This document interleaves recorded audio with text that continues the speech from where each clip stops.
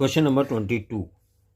Kimaya and Hina started walking from the point P at the same moment in opposite direction on a 800-meter long circular path as shown below. Kimaya walked to the clubhouse at an average speed of 100 meters per minute and Hina walked to badminton court at an average speed of 80 meters per minute. The length of circular track between the clubhouse and badminton court is 180 metre.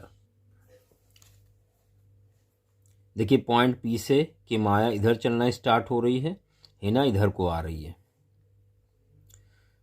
Club house और badminton court के बीच की जो दूरी है ये 180 metre है। If Hina took 1 minute more than Kimaya, Hina 1 minute ज़्यादा ले रही है किमाया से। Reach for destination. Find time taken by Hina to reach the badminton court. Show your work. देखिए यहाँ पर ये पॉइंट P है।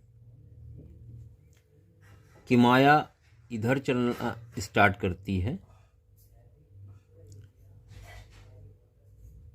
किमाया, और हिना इधर चलना स्टार्ट करती है। यहाँ पर क्लब हाउस है और यहाँ पर बैडमिंटन कोर्ट, ये जो दूरी है ये 180 मीटर है। ये आपको इतनी इन्फॉर्मेशन दी गई है। साथ में आपसे बताया गया है कि टोटल ये जो दूरी है ये 800 मीटर है। पी से चलना स्टार्ट करें, वापस पी पर आ जाएं तो ये 800 मीटर है। यानी अगर हम पी से क्लब हाउस की डिस्टेंस, लेट डिस्टेंस या दूरी सर्कुलर फॉर्म में जो है between P and club B x metre, अगर हम ये दूरी x मीटर ले लें तो ये दूरी कितनी बचेगी? Then P to badminton court जो डिस्टेंस होगी कितनी होगी? देखिए टोटल जो दूरी थी वो 800 थी। 800 से x माइनस कर देंगे और ये 180 माइनस कर देंगे तो इसके बीच की दूरी आ जाएगी। देखिए इसको हमने x सपोज कर लिया है और ये कितना आ जाएगा? तो ये आ जाएगा आपका 700, 8 माइनस 100 7 और 80, तो 620 माइनस x। ये जो दूरी है ये आ गई आपकी 620 माइनस x मीटर। और हिना की जो स्पीड है 80 मीटर पर मिनट दी गई है, 80 मीटर पर मिनट, जबकि किमाया की स्पीड दी है 100 मीटर पर मिनट। अब बच्चों ध्यान दें, इस क्वेश्चन में आपसे बोला गया है कि हिना टुक 1 मिनट मोर, हिना यहाँ तक पहुँचने में 1 मिनट ज़्यादा लेती है। तो यहाँ पर हम बोलेंगे अकॉर्डिंग टू क्वेश्चन हिना को कितना टाइम लगेगा? तो डिस्टेंस अपॉन स्पीड, डिस्टेंस क्या है? 620 माइनस x अपॉन स्पीड है 80, ये आ गया time taken by Hina minus time taken by Kimaya जो कि डिस्टेंस x है और स्पीड 100 है, इज इक्वल 1 मिनट का डिफरेंस है दोनों में, ये दिया हुआ है। यहाँ पर 400 एलसीएम ले लेंगे, 8 5 ज़ा तो 5 से मल्टीप्लाई करेंगे, 0 5 2 ज़ा 10, 5 6 ज़ा 30 और 1 31, माइनस 5 से यहाँ भी मल्टीप्लाई करेंगे, माइनस 100 को 4 से मल्टीप्लाई करेंगे तब 400 बनेगा, ये 4x हो जाएगा, इज इक्वल 1।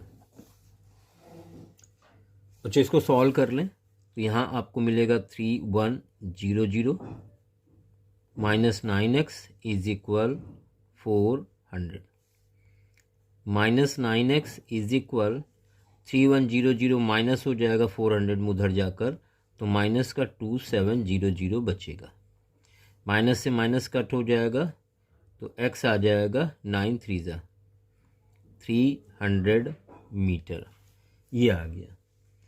आपसे पूछा गया था टाइम टेकन बाय हिना, तो हिना का टाइम आपको निकालना है, तो यहाँ लिखेंगे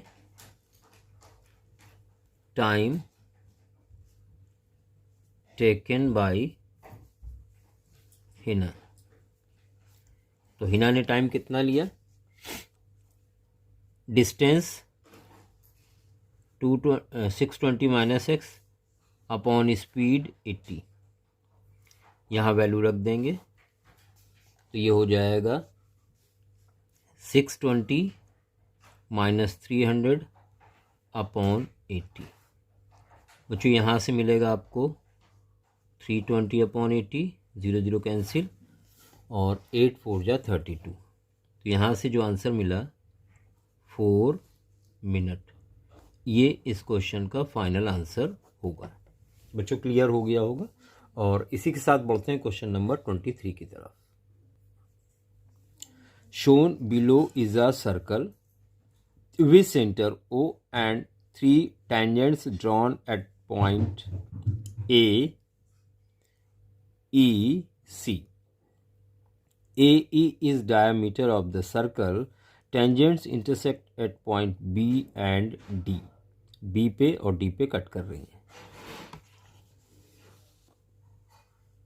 Based on the above information, evaluate whether the following statement is true or false. Justify your answer.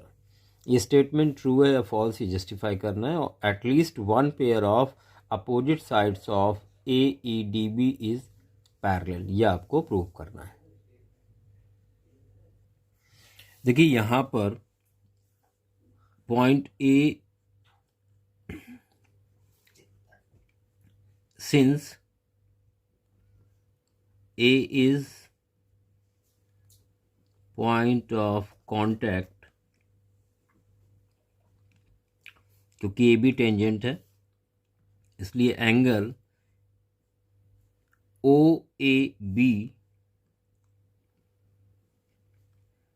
Is equal 90 degree होगा। इसी तरह से point E is also point of contact, इसलिए angle OED is equal 90 degree होगा। और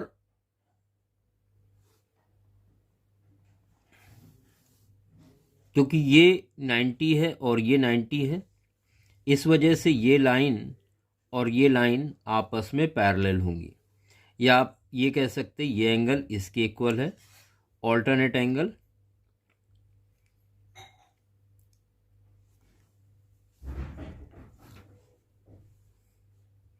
since angle,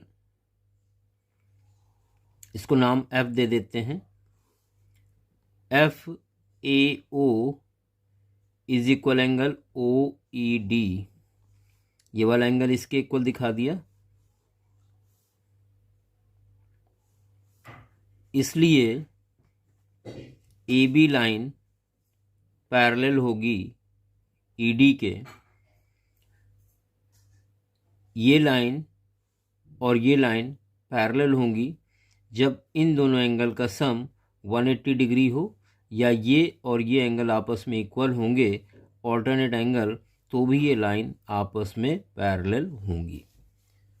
तो जो दिया गया था वो ट्रू था और ये उसको एक्सप्लेन करने का तरीका हो गया।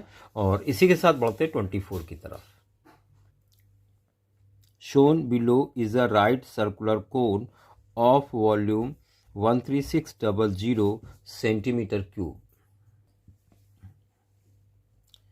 Find the angle which slant height makes with base radius. Show your work. आपकी ये वाला एंगल फाइंड आउट करना है, जबकि पाई 3 दिया गया है, √2 1.4 है, √3 1.7 दिया गया है। तो चलिए स्टार्ट करते हैं 24। यहाँ पर ये आपको 20 सेंटीमीटर दिया गया है, रेडियस इज इक्वल 20 सेंटीमीटर। ये एंगल आपको फाइंड आउट करना है और इस एंगल को सपोज कर लेते हैं हम थीटा। आपको पाई की वैल्यू 3 दी गई है, आपको √2 1.4 दिया गया है और √3 1.7 दिया गया है। यहाँ पर आपको इस कोन का वॉल्यूम दिया हुआ है, since volume is equal 13600 centimetre cube. बच्चों कोन के वॉल्यूम का यहाँ फॉर्मूला रखेंगे 1/3 पाई r² h इज इक्वल 13600। 1/3 पाई की वैल्यू 3, r² 20 × 20 और h इज इक्वल 13600। यहाँ 3 कैंसिल हो जाएगा, 2 जीरो से 2 जीरो कैंसिल हो गया, 2 × 2 = 4 अपॉन में आएगा, तो h इज इक्वल 136/4। h मिल जाएगा 4 3 = 4 4 = h 34 सेंटीमीटर हो गया। 34। बच्चों आपको थीटा फाइंड आउट करना है, तो यहाँ पर हम tan थीटा इस्तेमाल कर लेंगे। tan theta is equal perpendicular upon base. Since tan theta is equal होता है perpendicular upon base. tan theta is equal perpendicular 34 है और बेस 20 है। यहाँ से आपको मिलेगा tan थीटा इज इक्वल 2 1 जा और 0.27 जा 1.7। बच्चों 1.7 आपको √3 के इक्वल दिया हुआ है, तो यहाँ हम √3 लिख सकते हैं और tan theta is equal √3 value होती है tan 60 डिग्री की, और जब यहाँ tan रिमूव कर देंगे तो थीटा आपका बचेगा 60 डिग्री, और यही फाइनल आंसर होगा। आपको थीटा की वैल्यू कैलकुलेट करनी थी। और बच्चों इसी के साथ बढ़ते हैं 24 के और पार्ट की तरफ। Shown below are 2 right triangles, एक ये दिख रहा है, एक ये दिख रहा है। Find length of the unknown side marked, आपको इसकी लेंथ निकालनी है। Show your work.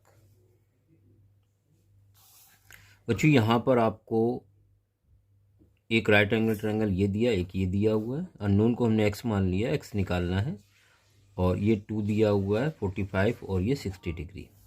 अगर हम ट्रायंगल ABD की बात करें, इन ट्रायंगल ABD, बच्चों यहाँ पर परपेंडिकुलर अपॉन हाइपोटेन्यूस यानी साइन थीटा का इस्तेमाल करेंगे, और साइन थीटा इज इक्वल होता है परपेंडिकुलर अपॉन हाइपोटेन्यूस। तो साइन थीटा 45 डिग्री आपको दिया हुआ है, परपेंडिकुलर 2 है और हाइपोटेन्यूस BD। tan 45 1/√2 होता है, 2/BD। बच्चों यहाँ से आपको BD मिल गया,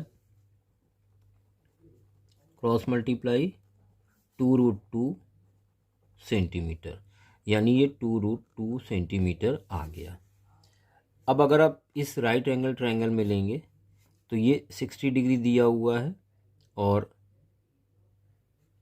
90 के ठीक सामने हाइपोटेन्यूस होता है, यानी आपको बेस दिया गया है और हाइपोटेन्यूस दिया गया, तो यहाँ पर कॉस ले लेंगे। In triangle BDC, in triangle BDC बच्चों यहाँ पर लिखेंगे cos 60 is equal x upon cos 60 is equal base upon hypotenuse. Base यहाँ पर x है और हाइपोटेन्यूस 2√2 अभी अभी ऊपर निकाला आपने। यहाँ पर cos 60 की वैल्यू 1/2 होती है, x अपॉन 2√2। क्रॉस मल्टीप्लाई करेंगे तो x आ जाएगा 2√2, यहाँ आएगा और अपॉन में 2। आप ध्यान दें 2 कैंसिल हो जाएगा तो x इज इक्वल आ जाएगा √2 सेंटीमीटर। और ये फाइनल आंसर होगा इस क्वेश्चन का, यही आपको फाइंड करना था।